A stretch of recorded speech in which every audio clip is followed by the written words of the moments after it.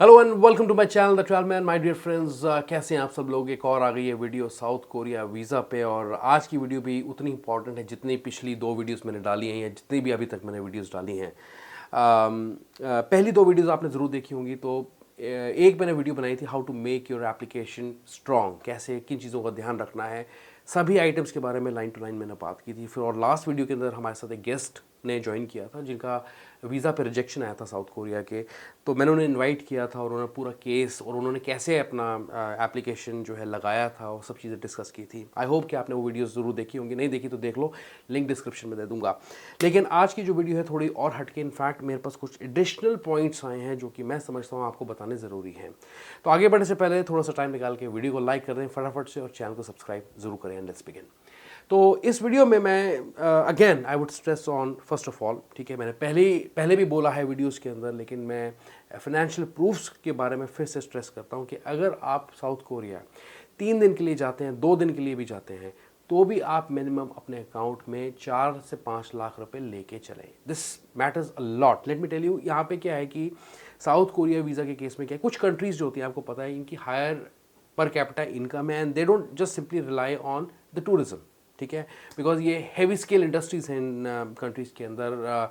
लोग रिच हैं और परचेजिंग पावर भी लोगों की अच्छी है। तो they want, they expect people who are entering South Korea are able to take care of themselves, ठीक है। तो आपको जो अपने फंड्स हैं, चाहे आप 2 दिन के लिए जाएं, 3 दिन के लिए जाएं, ज़्यादा रखे जाएं, 3 से 4 लाख। अब होता क्या है, मैं आपको एक चीज़ बताना चाहता हूँ कि मतलब मेरे पास ना काफ़ी लोगों के सवाल आते हैं, जैसे कि क्या हम, फॉर इंस्टेंस थाईलैंड की मैं बात करता हूँ, थाईलैंड पे बहुत वीडियोस डालता हूँ, आपको पता है। तो कुछ लोग मेरे से पूछते हैं कि क्या हम 45,000 में थाईलैंड घूम के आ सकते हैं। हालांकि वो ज़माने गए।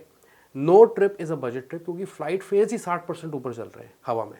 जो टिकट 12-13 हज़ार की थी, आज वो लगभग आप देख सकते हैं कि 30,000 की है, 27,000 की है, 35,000 की, ऐसे चल रहा है।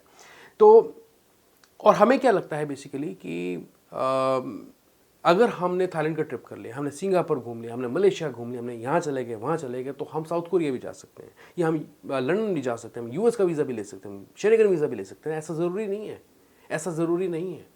अगर आपके पास सफिशिएंट प्रूफ ऑफ फंड्स नहीं है, ठीक है, अगर आपके पास 1.5 लाख है और आप कहें मुझे शेंगेन का वीज़ा चाहिए, तो शेंगेन का वीज़ा मिलना बहुत मुश्किल है आपके लिए उस केस के अंदर।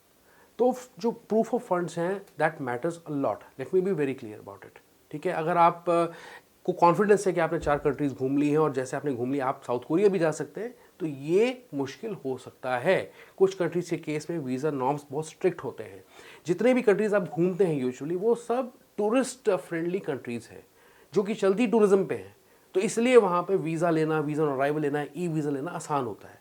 लेकिन इन कंट्रीज़ के अंदर क्या है कि मैंने जैसे पहले बोला आपको कि ये टूरिज्म पे रिलाई नहीं करती सिर्फ, ये टूरिज्म पे रिलाई नहीं करती सिर्फ, और भी इनके पास सोर्स ऑफ इनकम है और जो भी जीडीपी में इनका जो कंट्रीब्यूशन होता है वो और सोर्सेज के थ्रू भी होता है। खैर, प्रूफ ऑफ फंड्स की हमने बात कर ली। और दूसरा पॉइंट, आप जैसे कि आपने लास्ट वीडियो में हमारे गेस्ट से आपने मिला और उन्होंने अपना पूरा जो केस है डिस्कस किया, तो उन्होंने मुझे एडिशनली ये भी चीज़ बताई थी कि second point is that I had attached an employment proof but did not attach an approval letter from my company about my leaves and that I would be joining back on so and so date.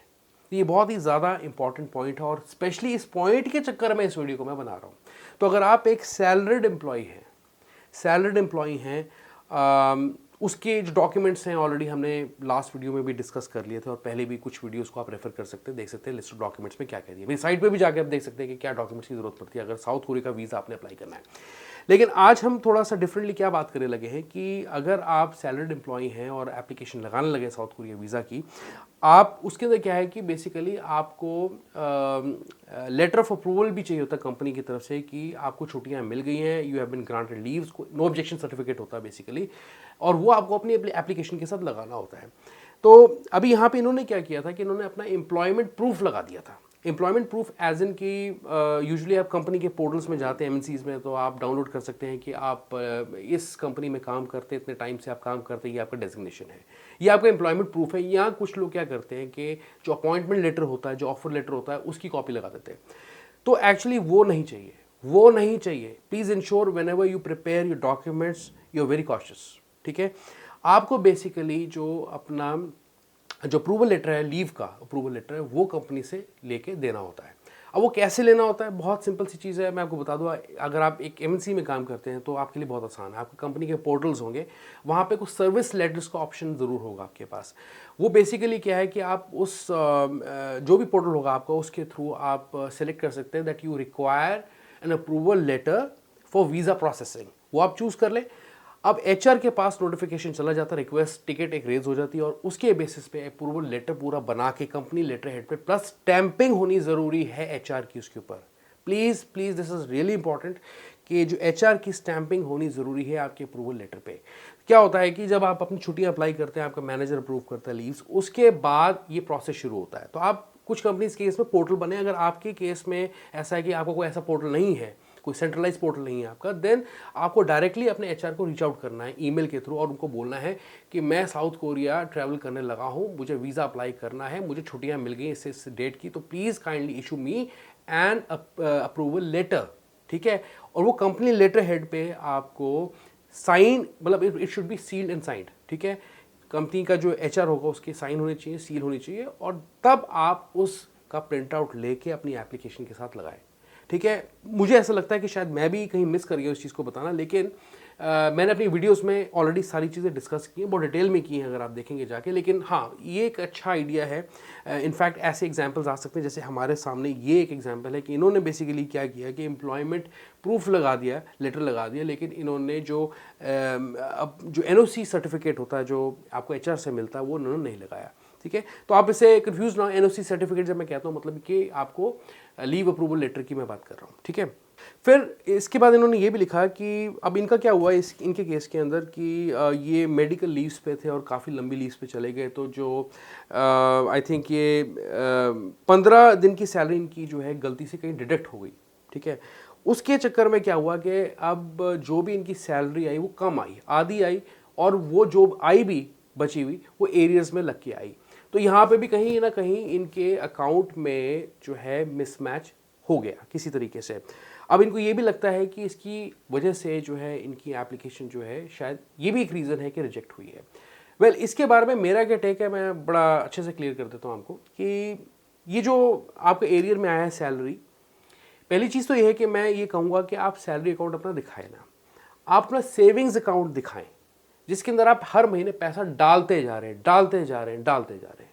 अगर आप salary account को touch करेंगे तो उस case में क्या है कि आप काफ़ी पैसा अपने घर के खर्चों के लिए भी निकालते हैं और वहाँ पे मिसमैच हो सकता है। अब सैलरी भी अगर आई आपकी आधी आई तो बाद में एरियर्स लग के आई, तो वहाँ कहीं ना कहीं जो है कंसिस्टेंसी खराब हो गई आपकी। ठीक है, हाउएवर इसको भी काउंटर अटैक करने का एक तरीका है, वो ये है कि आप अपने बैंक के पास जाके एक बैंक सर्टिफिकेट बनवा लें। उस केस के अंदर अगर आपका कोई ऐसा सिनेरियो, देखिए हमने बहुत सारी चीज़ें ना डिस्कस कर ली हैं, बहुत सारी चीज़ें कंफ्यूजिंग हो सकती है साउथ कोरिया वीज़ा के केस में, हालांकि इतनी लंबी चौड़ी चीज़ नहीं है।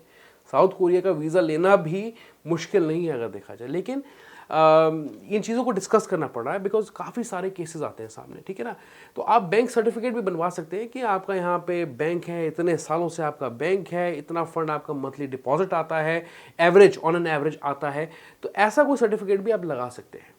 लेकिन मैं आपको क्या कहूँगा, बेस्ट आपके लिए ये रहेगा कि आप एक सेपरेट सेविंग्स अकाउंट खोलें, है तो अच्छी बात है, नहीं है तो खोलें और उसमें पैसे को डिपॉजिट करें और उसको उसकी स्टेटमेंट जो है आप अपनी एप्लीकेशन फॉर्म के साथ लगाएं, जो आप जिसमें आपकी इनकम आती है, जैसे कि आपका बिजनेस इनकम आता है या आपका सैलरी आती है, उसे आप, मैं ये समझता हूँ कि ऐसा ना करें। बिकॉज बिजनेस में क्या होता है कि बिजनेस हर किसी को पता है कि किसी महीने पैसे बहुत ज़्यादा आते हैं, किसी महीने कम आते हैं। ठीक है ना, तो यहाँ कंसिस्टेंसी आपकी खराब हो सकती है। तो do create a savings account separately and use that bank statement. Okay, तो गाइज ये थे कुछ इंपॉर्टेंट पॉइंट्स आज की छोटी सी वीडियो के अंदर, मैंने आपको चीज़ें क्लियर कर दी हैं। आई होप कि आपको ये सारे टिप्स जो हैं मैं बता रहा हूँ अभी तक सीरीज़ में, साउथ कोरिया की जो वीज़ा की सीरीज़ में रन कर रहा हूँ, वो आपको यूज़फुल लगे होंगे, काम के हैं, तो अच्छी बातें इन्हें इम्प्लीमेंट करें और अपना वीज़ा लगाएं और ट्रैवल करें। साउथ कोरिया एक बहुत अच्छा देश है, अपने आप में बहुत सुंदर है।